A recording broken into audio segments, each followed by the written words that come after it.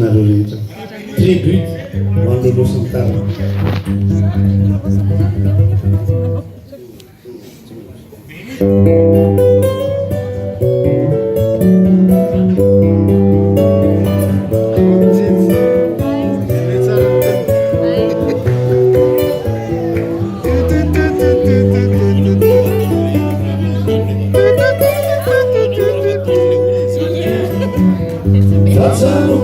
Lalao tamanatulukulu tapakaso no papas ausay elane rolla manets kamades saulay patimatures atlan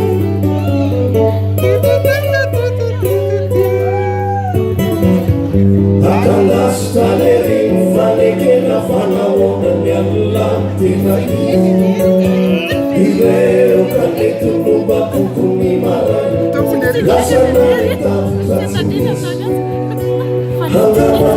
Agama matulu batumulan yartansani Belala ya sutara kurukul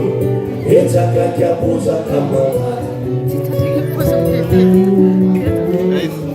Ala pusintit Arnyam fangabau Zani lecerumyana Rawonela Utivo kas-kasnya Sokan neva fenta kupiri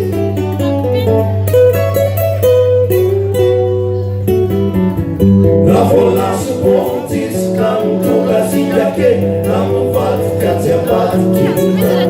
Elana totambun Kaafakanze Zawa fiato manu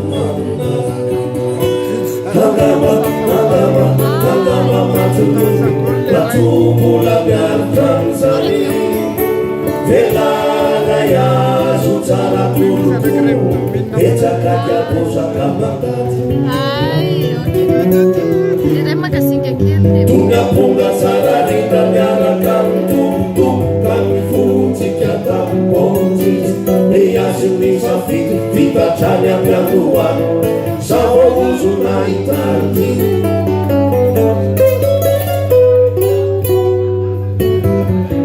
Ifalala zikiato Timawe fanapana Falasa nekalumautu Alawa diao Mameta kapeluma Alepotilaya nyawanya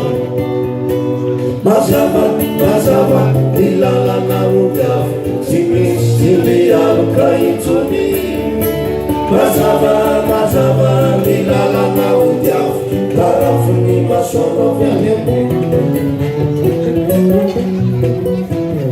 Fatarukulu lalao Tanena tulukulu Tapakasu mupapasta Ilale rolla panets Kiamades Saulay pati maturesya